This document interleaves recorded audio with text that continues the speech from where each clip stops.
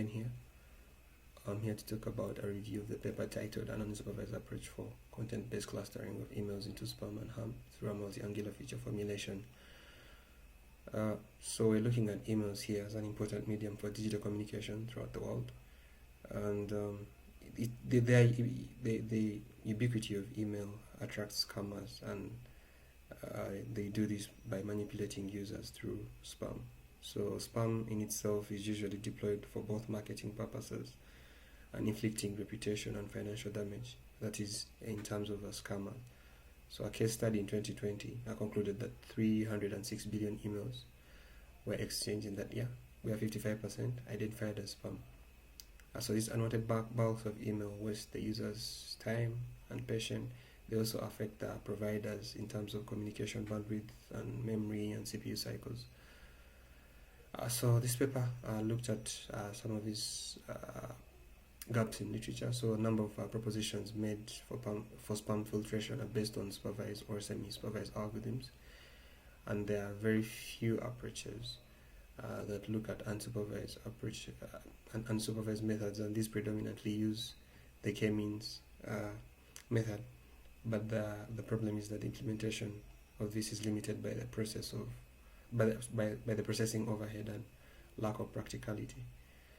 So in this research, they proposed to develop a novel comprehensive database of email content and subject-based features from multiple publicly available email sources, and also introduce a novel feature set formulated upon the characteristics of the email body and subject. They also go ahead and suggest investigation of clustering algorithms on this dataset that they develop as part of this work to represent both ham and spam emails. So their approach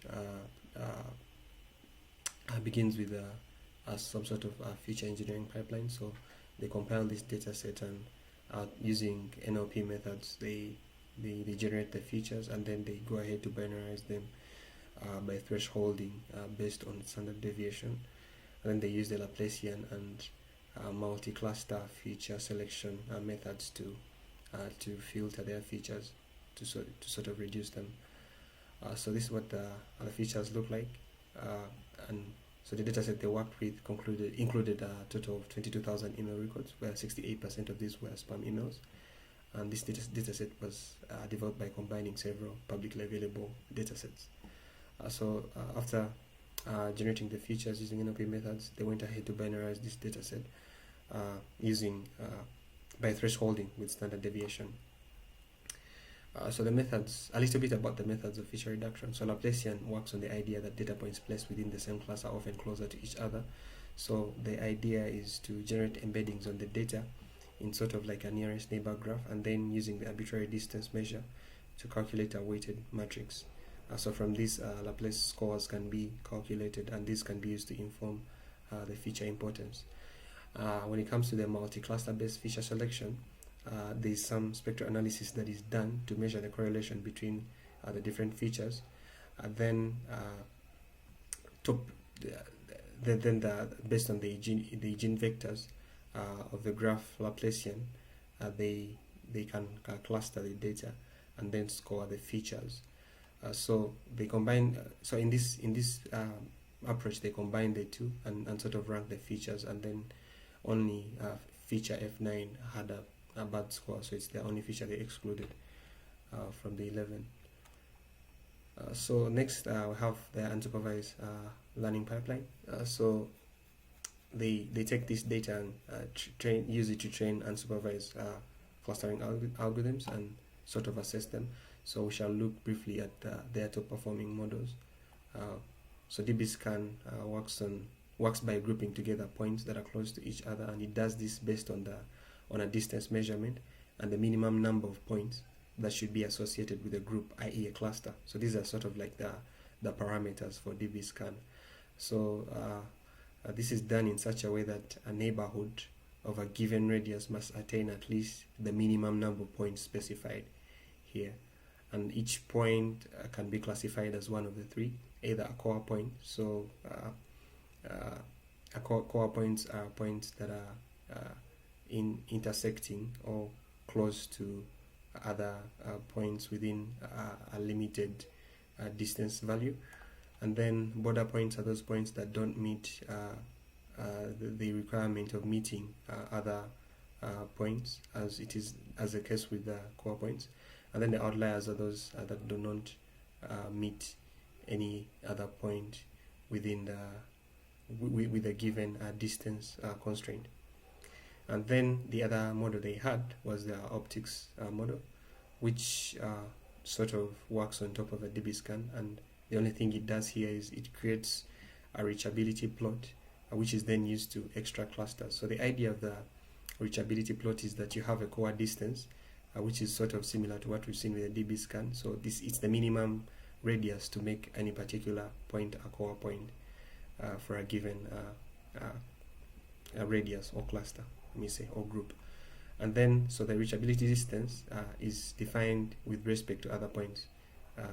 So for a point P with respect to another point O, the reachability distance is the maximum of either the core distance of P or the Euclidean distance between that point O and P.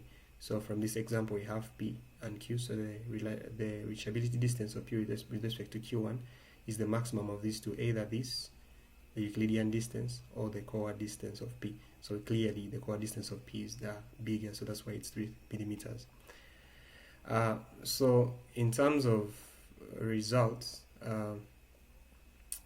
we have the ideal, this is what the ideal cluster looks like from a multi-angular point of view, and these were the results for so you see, for the ideal cluster, the SPAM and HAM clusters are clearly distinguished on these two different levels, but then the results for K-mods and K-means show that the clustering isn't being performed well for these two algorithms. So this was one of their worst algorithms. And then optics, which was one of their better algorithms. So we can see that from this, the model is doing a good job when it comes to clustering the spam email, the purple one, and then also the ham, the green one, but quite a number of ham data points are being clustered under the spam category as well. And then in some case with a DBSCAN, again, this is a multi-angular point of view, we see that it's doing quite well, especially for the spam class. It is again doing well for the ham class, but a few data points are being clustered under spam for ham. So in conclusion, the key results, they did an assessment of all these clustering algorithms, and yeah, DBSCAN and optics came out on top when you consider all the evaluation metrics they took into account. So again, with accuracy and F1 score and all these clustering evaluation metrics, you see DBSCAN and optics coming out on top. So some of the limitations of their work is there's actually still room for improvement in clustering, especially of the ham category. As you've seen, their best clustering algorithms were often miss clustering a number of ham data points. And then it's also difficult to draw a decisive conclusion from this research, because most of the current research actually does not tackle this problem of email identification through unsupervised methods. So a few that do focus on doing this with K-means, so it seems like an unfair comparison. So in conclusion, the research was established, the research seek to establish a novel framework for identifying email spam based on supervised approaches. So they did this by formulating a data set with 11 features, of which 7 of these were novel. They binarized their data set and performed feature reduction using MCFS and Laplacian techniques. They evaluated on a range of unsupervised algorithms, and from their training, optics and DBSCAN produced the most promising results. And generally, the results look quite good. Thank you.